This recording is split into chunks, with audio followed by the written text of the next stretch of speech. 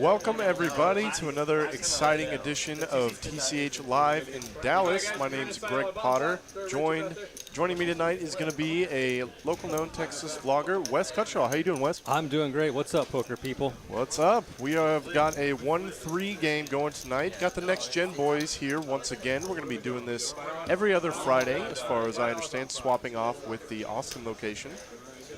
Got all three Next Gen boys on the table. Frankie getting it started for them. Ace 10 of diamonds in the hijack. Let's see if anybody's got anything to defend here. We already got the double straddles going. We were playing 1-3, 10-20 it looked like.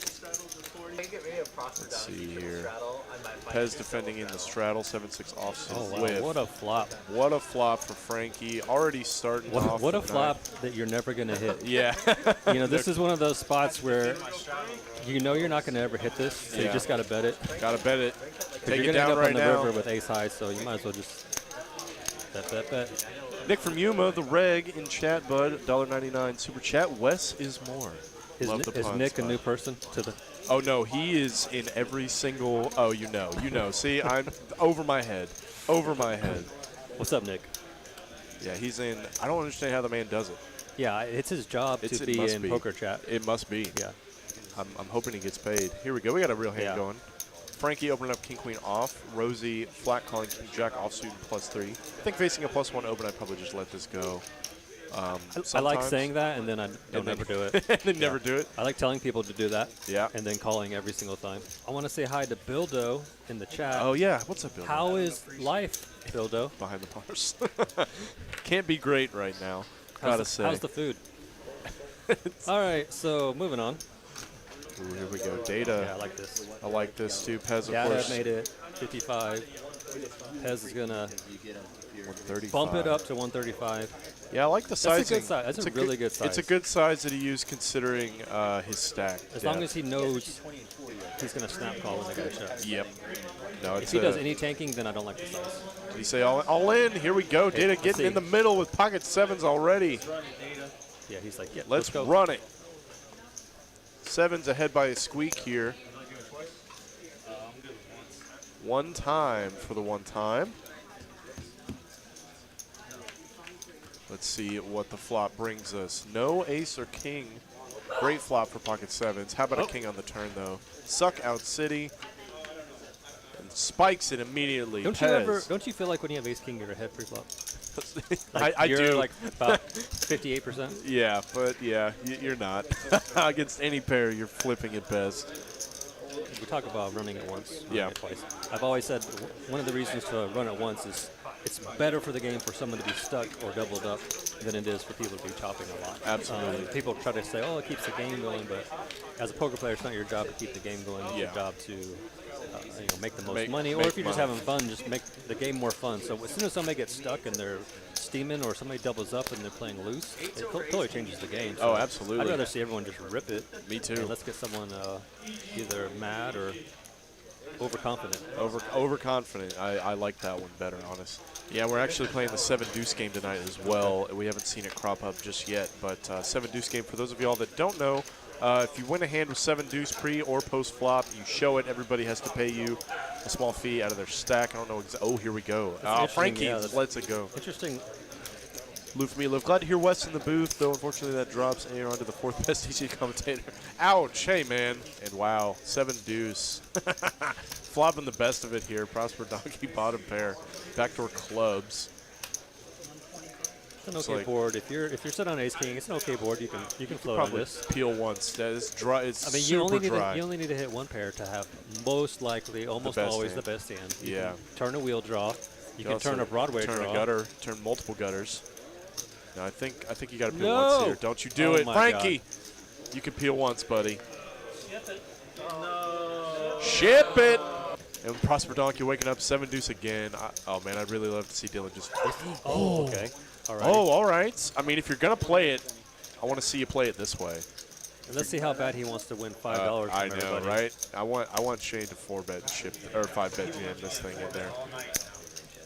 Out of position. Well, I guess given the stack depth, it's not all that. He says, okay, maybe not this time. That's crazy. Maybe not this time. Shows that, hey, I do I don't know like why you have to show it against 7 deuce. Yeah, I don't either. If but the guy folded a pair, maybe.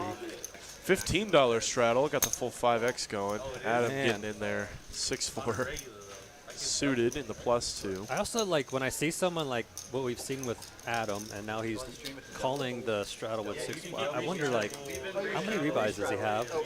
Because I would never be doing this on one buy-in or Right. two buy-ins. Like if you're just sitting there and this is you normally play bigger, and which doesn't look like how he played earlier, but it's just tough. It's just tough to. On a $500 stack. Oh wow, he flops. He flops huge. Very good. Yeah, flops. This is about as ideal as it gets. But I don't know how 6'4". excited. Like when you flop the flush draw, but with bottom pair, it's not nearly the same as when you have top pair and a nutted flush draw. So yeah, he may not be as excited as you and I are for his hand. Yeah, there's also a bit of an effect for the live stream for the lower stakes. Oh, wow, my God. Just turns absolutely perfect. Trips. Why would you check? I don't get it. Checks it. Man. Laying a trap, maybe? Oh, my goodness. Yeah, but. I don't know why. Guys, you gotta bet. End. If you want to win a big pot, guys, you have to bet. You got to bet every street. Opponents are not going to bet your hand for you. The other thing is a lot of these people play, recreationally. Look at the 7 deuce. Okay, Man, now I know this guy is never folding the 7 deuce. Never. And he's always 3-betting. He's gonna get it in there. Now I think Dylan's hand is so good he's not gonna. Fold he's never. That's just my guess. This. Well, he's not gonna 4-bet either. Yeah. No, it's exactly. It's too strong to 4-bet. You would hate to get blown off this hand. Yeah. And if you're wondering at home why I said that is like if he got blown off the ace-8 before, who cares? Yeah, but who cares? This hand is so pretty that he does not want to get blown off of it. He wants to see a flop. This is a flop and that Data is going to take it down with. It seems like this is a perfect setup for Data to continue with this hand, and Dylan's going to be in a tough spot. Wow. Oh, I thought we were about to see him float. I was like, there are plenty of hands to float on this board. He is going to float. I don't think this is one of them, but he does come along. Heads up to the turn. Let's see what it brings us. Brick. I mean, if I'm Data, I'm just sitting here the whole time going, how do I get him to fold an ace? How do I get him to fold an ace? Yeah, overbet. Am I willing to? I wouldn't overbet with the pot size, but yeah, he's going to go for it. I think he's got to go for it. He wants to get that $5 from everybody. Yep, 100%. And that live stream fame. Of course. Dude, maybe he could make a highlight video. You might. You never know. And he gets it done, shows it. I thought that was a weird open with the Queen 5 offsuit from Prosper Donkey. He likes to get in there, man. And just because he opens these two cards, I mean, he'll run bluffs with Stone Air all the time. And Chill Bill going to take this one down, 3-bet. You think he just got, I mean, was it the point where he's like, I haven't raised in the whole in a whole orbit? Four hands since I had 7 deuce back-to-back? You know what? I've known Shane a while. That might have been his exact thought process. You never know. Okay, so let's do this little game here, since you seem to know, based on what you just said, a little bit about these guys. Yeah. Who's the biggest player at the table? The biggest player? In what sense? Has ever played the biggest games? Doesn't mean if they play him now, but probably Will, I would say. I only say that because he's played some 2-5 here. Okay, and who Chill Bill. Who is like the smallest? Small stakes? Smallest stakes. Probably, I think it was Dylan. Okay. He's only ever played 1-2 as far as I've seen. He's only, I think he's only like 18, so he probably just started. So probably that's so the biggest. Data's got the 7 deuce, but he's not leading the hand currently. Yeah, he's going to have to find a spot. Against Rosie, too. Rosie, tighter range. I guess, well, he could be just going for the I'm going to win with a pair of deuces, and everyone's going to pay me $5. He doesn't have to bluff. Potentially. But anytime I have a deuce on this board, I don't know that I'm interested in just calling down. Oh, I'm not ever. Especially against Rosie, who notoriously doesn't run many bluffs. And he's a little tight pre-flop, or he's snug pre-flop. And this board is definitely going to hit his range a lot. But Data going for it, man. Yeah, I would have probably made a move on the flop. If you know the guy's pretty straightforward, and he's going to see that things like pocket 7s and 8s, I would have tried to make my play. And maybe he doesn't know anything about him at all. Oh, these two have known each other well. Okay. Yeah, Data has been around. He's known the next gen kids as long as I have. So maybe he's probably played with them more than I have actually. So he's targeting Rosie here, who is liable to potentially make big folds when facing a lot of action. I think if he does get a call from Rosie here, the only way it's going to get done is if he jams River. And wow, gets it done. Gets it done immediately. Shows it. He was ready. He was ready with it, man. He was so ready. Oh, man, we did just find out they actually are going to put an end to the 7 deuce after because this it was hand. making too much action? What? Making too much action with it, I guess. Oh, man, I How loved tired are it. these players that they had to end it after that? I loved it, though. They're like, you It's know so what? This much is just too much fun. gamble. I'm having to call down with too many. I'm having to call down too light. Real quick, check question from Nick Gwynn. Is this next gen stream going to happen every Friday? Every other Friday here at TCH in Dallas. We're going to be swapping off the Friday nights with TCH Austin. They're going to run their own games down there.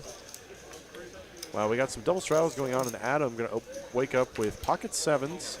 So somebody says that the players are scared to 3-bet, and that has not been the case. I don't think that's been the case. There are certain some players yeah, certain that players don't want to 3-bet a lot and are flatting, but this game as a whole has been 3-bet heavy. 3-bet happy, I would say. Wow, we're seeing some actual, real, like, suited, connected hands here now that the blinds are a little bigger and the straddles were on. And Look at that. not the worst flop for pocket 7. Everybody has a little bit of hope in this hand. Yeah, just a little bit. Top pair for both Danny and Dylan, though Danny's got backdoor hearts. Adam, pocket 7s, gutter. And it looks like Dylan going to put in the raise. I really like this raise. This raise is really solid for value here. A lot of overcards that can come and potentially give your opponents a better pair. So you want to deny a little bit of equity to those kind of holdings. A lot of straight cards can come in. So I'm actually going to say I don't like this raise. Interesting. Let's just talk about it. So in my general theory of playing, I want people to bluff into me. Sure. And I don't want to put myself in weird spots. I wouldn't be raising, like you're going to raise some draws and you're going to raise some nut hands. I don't really like raising the in-between hands so much. Well, I mean, on this board, I would almost qualify ace-9 as relatively close to top of range. I mean, it's not nutted per se, but it's if there was a nutted range to put it in, it's like the bottom of it, right? So help me to 7s raised. And then they just shipped ace-9, it. Yeah, pre-flop. Oh, yeah. So it's hard for, I mean, Dylan could have some sets. He can't have any overpairs. Adam can still have overpairs. Yep. Well, he could maybe have pocket 10s. Some people don't play 10s as passively, but that's like the one. But I don't think he would raise a lot of the, like, would he raise pocket 10s? I mean, you would say yes, but I think even with 10s, I'm just going to call. Yeah. So I'm just going to take a different stance that I'd rather let people bluff into me. Wow, here we go. Dylan looking him up light, man. Love it. It's not really that light. This king on the turn shouldn't change much. And an ace giving 2 pair. What a relief that card is, I'm sure. I like that he's just waiting. Like, I you can love. show or you can I muck. know. I do always that love so much. I love when people are like, "I have a pair," and I'm like, "I'm sure you do. Can I see it?" Yeah, I love that he just sat there. I love that. No, seriously, I always make people show their hands, folks. Always. It's free information, and it's the right way. It's the way the game was supposed to be played. That guy's supposed to show. It's also just happens to be the rule. It's like the guy's got to show first. And I'm like, well, people think it's awkward, and what I found is if you just sit there and you don't say anything, you don't have to get into a discussion with the guy. Oh, it's you, guy. Yeah. You just sit there. Don't say anything. Stare at the board. Just let and he'll sit there and go, I missed. I have king high. Just sit there and stare at the board. Yeah. Eventually, they're either going to show or muck. Or muck their hand, exactly. And then if they muck their hand, you don't have to show yours. Exactly. So it's nice. And it's really on the dealer to push that player to be like, either show or. He called you, yeah. I've been in one spot one time where it was really frustrating to me where I was doing that. And the dealer said, "Come on, guys, somebody show a winning hand." Yeah. And I got mad. I was like, "No." He shows. I do not have to show nothing, sir. All right, Jeff says they have meetup games. They are monetized. Not supposed to sit back and play like nits. Brad and Andrew have made a living doing that exact same thing. The business model is out there. It's been proven. Yep. Don't tell me that they're not supposed to do that or that doesn't work or won't work. You don't have to donk around to still have the money coming in through it. So they're actually coming to Houston in a couple weeks. So it's going to be interesting to see them again. Yeah, they're stopping. Brad, Owen, Andrew Nemi stopping at some other TCH locations. Houston, August 7th through the 8th, and in Austin on Wednesday, August 11th. So if you guys are in the area, go check them out. Yep, so Pez has the best hand raising, ace jack under the gun. Got lots of callers with lots of fun hands. Oh, yeah. And nobody has more than, look at that, 53% equity. Yeah, so Data spikes middle pair. As I know that he's called, hits 2 pair on the flop. Oh, I didn't even see the 6. Yeah, he gets bet into, and I do like this raise. Yeah, the raise is good. When you have bottom 2 pair with a Broadway card on board, so much you can get. Wow. Yeah, the issue is trying to slow it. play bottom 2, or not even slow play, but just flat call. Now a king comes, or a queen comes, and then you don't know where you're at. You're not. Yeah. They're running it twice, as we see. No help to the king 7, man. 9-6 gonna hold up all the way. Dylan having a rough night thus far, shows it. With a smidge of hope, hoping he maybe missed something. I misread my. Data pocket 7s, opening it up, getting 3 bets by Prosper Donkey with the 8 deuce, and Frankie. If he doesn't come in for the 4 this time. Okay, so last time Frankie flatted with ace king in this exact, or a similar spot. I don't similar spot. He was in the blinds last time. In fact, this spot I would actually argue is more of an opportunity to flat with ace you'd be more likely to be in position than previously. And on top of that, you're facing 2, ideally in a normal GTO sense, facing. It's never wrong to 3 ranges. bet. And I was going to say it's going to be interesting.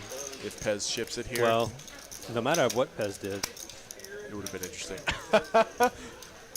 Bye, Data. I don't know why he waved to us. But I don't know. We both waved back. Happy to wave back. I'm sure he sees it. Frankie can't be loving this. Has he called already, or is this just like thinking? I don't know. I wish I could hear. Let's try and see if we can hear the table talk. Did he ask him, like, do you have a pair or something? Yeah. What's going on here? He's just thinking still, huh? I guess he's still thinking. Yeah, I think given that. If you ever play in a game, don't put your chips past your cards. I'm just gonna give you that as honestly, a tip. never do that. And in some games, that's a call right there. Yeah. Some casinos, some rooms, some games. Don't do anything that can be misconstrued as a call when you don't intend it to be. Oh man, this is it. Like about as pure a flip as it comes to. They have the corresponding suit cards in each other's hands as well. Very, very interesting. Given that Frankie is, I don't want to say he's a short stack on the table because he didn't start one necessarily, but now he only has 326 behind. He has to call 326 to win what's going to be, 900 plus.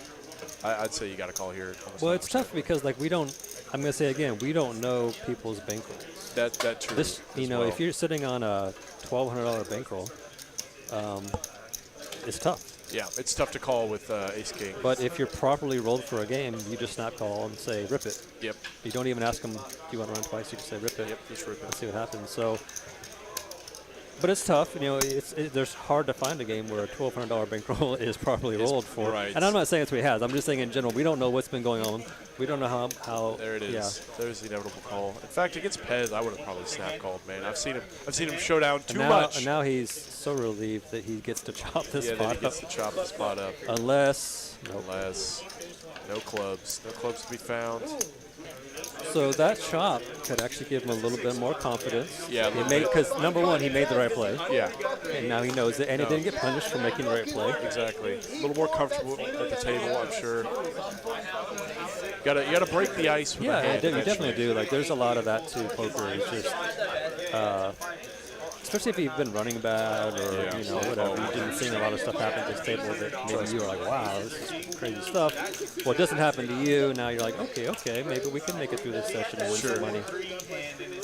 Yeah, it's just booking that one, dragging one pot, or just not getting sucked down on it. It's like it does so much for your mental game confidence. I mean, people obviously that take this grind this game out, play professionally, and have worked on their mental game, that shouldn't bother them anyway. But it's especially for a lot of people that play like 1-3 and lower stakes, it really is a big confidence booster to just to win one, or to at least know you made the right play, as you said. We're seeing Jello get ace king of his own. So we actually saw 2 ace threes get folded. One of them was suited. One of them was suited? One of them was offsuit. Oh man, offsuit fold, suited definitely coming. They were under the gun-ish, but I think it would have been. See, are we 9 or 10-handed? See, 10-handed. I think it might have been. Yeah, I think middle position plus every suited ace it comes in for an open. Wow, interesting. The fake Jonathan Tamayo. Yeah. Oh wow. Wow, Prosper Donkey just flops it. This will be interesting because he knows what he thinks he knows what his image is. Yeah. So it's be curious to see if he tries to do anything like this. Like, yeah, this is supposed to look fluffy when he's doing it against one hand that has less than 1% equity and one that has 3% equity. Now the 3% doesn't know they're 3%. Of course. They might be okay with their hand. And he like does. The raise. Well, I guess it was a better 75. That's not that big of a raise. I was thinking it was a big raise, but it's actually a pretty good size. Very value. Yeah, I like it. What did he say? Oh my gosh, Adam shifted Shane snap calls. He says, I got the nuts, bro. Wow. Wow. Here we go. Yep, Run out. hand is over. And changes nothing. That's going to be a scooper for Mr. Shane. Taking down a huge pot. Yeah, now he's got a big stack. Huge pots. Wow. I think that's the biggest pot we've seen on the 1-3 game. Real quick, I almost missed a super chat from Chris SB. Sorry, bud. Nearly missed it. My fault. $4.99 super chat. Wes, please make vlogs again. You're the best vlogger ever. I rewatch your old videos all the time. So nice shout out to you. I do appreciate the comment. And in case you haven't heard, here's the issue with the vlog. So I never watched poker vlogs to start with. Right. And the GM at the time down in, we got a little issue here with there was a raise to 12, he put 15 out. Okay, I guess they're going to call that as a call. Yeah. I mean, you brought your hand up. There's a betting line. Soft betting line, just so y'all know. Yeah. Soft betting line, not a hard betting line. So anyway, I was encouraged to make a vlog, and I really wanted to do a live stream. Sure. But I thought the vlog could be the next best thing, even though I didn't watch them, and I didn't really know what would be good in one. I decided to make one and just did what I thought would be interesting. Sure. And so that's how my vlog got started. It was never going to be a long-term thing. Like I said, I do have a business that I run, but it runs itself, and I had no ideas for anything new at the time. So I was just like, well, I can make these videos. I started out a 15-minute video, 30-minute, 40. And these videos got so long where I was spending more than 40 hours a week just editing my videos. Wow. So I was playing 3 days a week, coming home and editing the other days to get it out and have like maybe one day off, or even just that next day go back to play poker. So I was basically a full-time poker player when I was doing that schedule. Yeah. I knew it couldn't last forever. And as far as the whole YouTube thing, they started paying me pretty well right off the bat. The first month or so that I really had. Yeah, stop me if there's any action that you want to talk about. A little bit. Top pair. Yeah, we got two top pairs and a set of four here. Set of fours. For data. Okay, remind me that I was going to talk about YouTube. I will. I'll let Data's you know. going to raise with the fours, which I like a lot. Absolutely have to do. It's pretty much mandatory in this spot. Bottom set. Wow. Chill Bill says, let's get it all in, man. He's not going to be very chill when this once he shows here. Pez, he realizes what has happened to him. Pez can't think his queen is good here. I mean, maybe Data's got a flush, straight draw, etc. some portion of the time. But once Chill Bill re-jams over top, then it's pretty unlikely that Queen 3 is going to hold up often enough.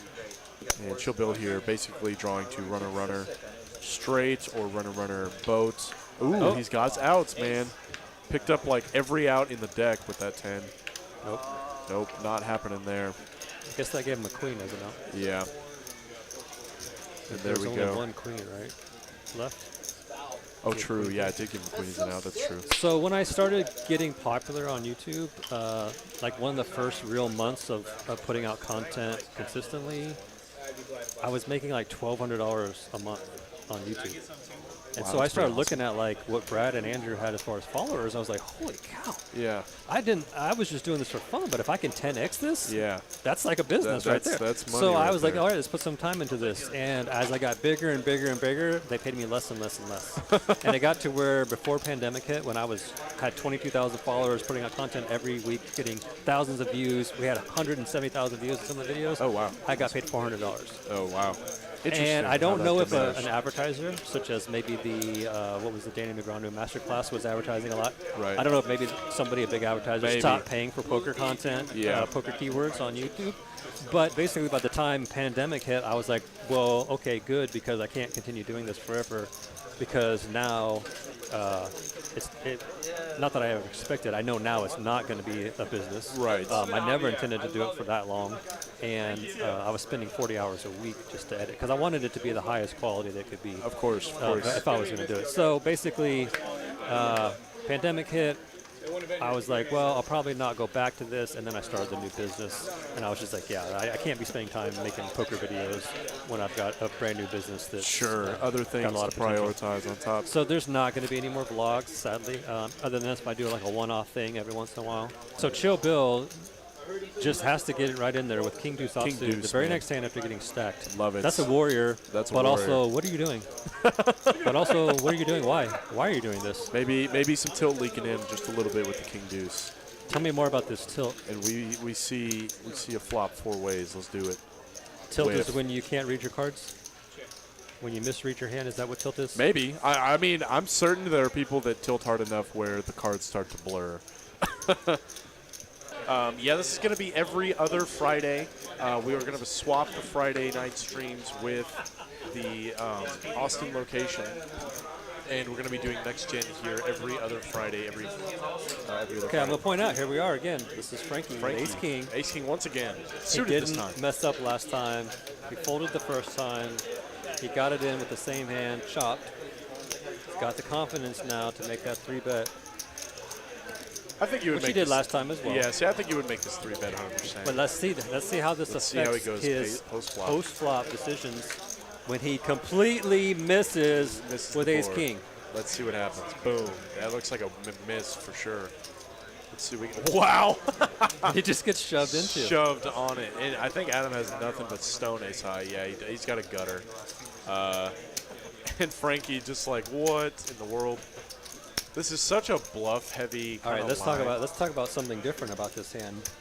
What missed board would you call Ace King? You know, not the obvious ones. This is one of them. Admittedly, this is one. It's close. I would call maybe like 8-3 deuce rainbow. Yeah, because I like that where he can't have flop a straight. Yeah, number one. exactly. There's a possible draw. There are draws. And top pair might do this, and I've got outs to that. Exactly. Yeah, that's probably where I call ace high, for sure. And then maybe you just say one card needs to be a diamond. Yeah, that's maybe add that or something. Add that little extra bit of. And I've got to have like 5 rebuys in my pocket. Yeah, exactly. Because I'm going to go after that guy again, and it might take me a couple tries. Dude, we were at Choctaw just now, and a guy paid for drinks for the whole room, like whatever you wanted to order for the entire time. Oh, wow, okay. Apparently he's done it before. Bananas. Oh, so I would, I'd love to be able to. I'd love to have that kind of money. I'd love to have that kind of money too, as I'm sure Frankie loves to have aces in this spot. Had ace king, woke up with it, immediately wakes up with aces here. Going to 3 bets. Prosper Donkey's open. He's never folding 7-5. He's never folding, no. And I don't even know the guy, he's just never folding. but I've played with this kind of guy so many times. Yeah. He is so excited that he just got 3-bet. Yep. I know when I'm doing this kind of play, I'm like, yes. Yes, finally. Yes, he's got a I can hand. blow you Let's off a big get hand. him. Wow. Let's just flop an open-ender. Wow. Flops about as best as Now, he I'm can. never check raising, though, against the kid that 3-bet, that has been fairly tight. I mean, he's played a lot with Frankie, so maybe he thinks he might overfold in some spots. I mean, obviously, Frankie's got pretty much the nuts. And he could probably blow him off of a lot of hands, but I do like the decision to just fly call. But I don't think he's unwilling to get it into. We just see him spike it. He just spike it with the 9, dude. Is that it? No, that's a 10. Give me this. It is a 10. All right, yeah. Picks up even more outs, though.